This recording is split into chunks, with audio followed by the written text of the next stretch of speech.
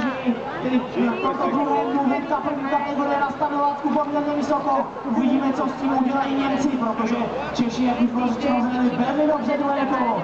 Když Němci měli zdatelnější náskok než například Slovenci nebo Italové, ale i tak už tu radost Čechů nikdo neupře.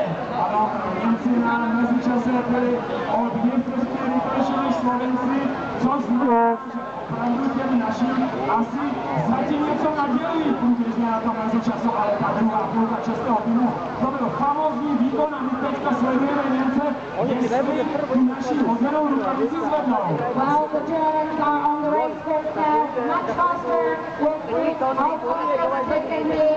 They can be at the finish hard because the Czech has improved dramatically. Hop, hop, hop, hop! Czech Republic and who is the third medalist on the race course?